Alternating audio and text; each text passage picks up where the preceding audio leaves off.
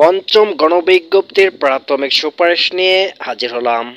সম্মানিত ভিউয়ার্স, আসসালামু আলাইকুম ওয়া রাহমাতুল্লাহি ওয়া বারাকাতুহু। কেমন আছেন আপনারা সবাই? আশা করি আল্লাহর অশেষ রহমতে আপনারা সবাই ভালো আছেন এবং সুস্থ আছেন। এই চ্যানেলের আরেকটি গুরুত্বপূর্ণ ভিডিওতে আপনাদেরকে স্বাগতম। আপনারা ইতিমধ্যে থাম্বনেল দেখে বুঝতে পেরেছেন আজকের ভিডিওটি কাদের জন্য খুবই গুরুত্বপূর্ণ। আজকের ভিডিওটি মূলত যারা পঞ্চম গণবিজ্ঞপ্তিতে প্রাথমিক সুপারিশের জন্য অপেক্ষা করতেছেন তাদের জন্য খুবই গুরুত্বপূর্ণ।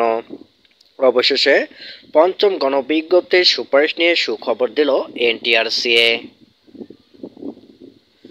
আসন্ন ঈদুল আজহার আগেই পঞ্চম গণবিজ্ঞপ্তির প্রাথমিক সুপারিশ করতে চায় বেসরকারি শিক্ষক নিবন্ধন ও প্রত্যয়ন কর্তৃপক্ষ এনটিআরসিএ। এর জন্য আদালতের দ্বারস্থ হতে চাচ্ছে সংস্থাটি। আগামী রবিবারের মধ্যে চলমান রিটের স্থগিতাদেশ নিয়ে দ্রুত প্রাথমিক সুপারিশের কার্যক্রম শেষ করতে চায় এনটিআরসিএ।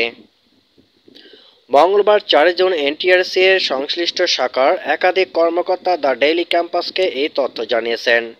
জানা গেছে, পঞ্চম গণবিজ্ঞপ্তির প্রাথমিক সুপারিশ করতে টেলিটক বাংলাদেশ লিমিটেডকে প্রস্তুত থাকতে বলা হয়েছে। শিক্ষা মন্ত্রণালয়ের মৌখিক অনুমতি পেতে চেষ্টা চালিয়ে যাচ্ছে এনটিআরসিএ।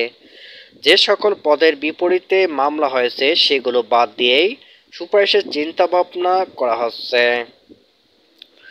নাম অপ্রকাশিত রাখার শর্তে এনটিআরসির এক কর্মকর্তা জানান, খুব দ্রুত সময়ের মধ্যে প্রাথমিক সুপারিশ করা হবে।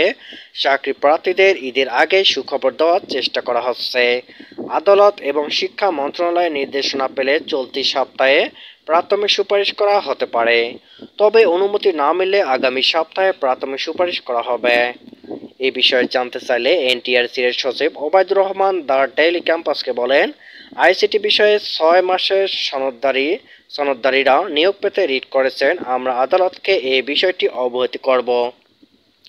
আদালতের স্টে অর্ডার পেলে যে কোনো মুহূর্তে পঞ্চম গণবিজ্ঞপ্তির প্রাথমিক সুপারিশ করা হবে।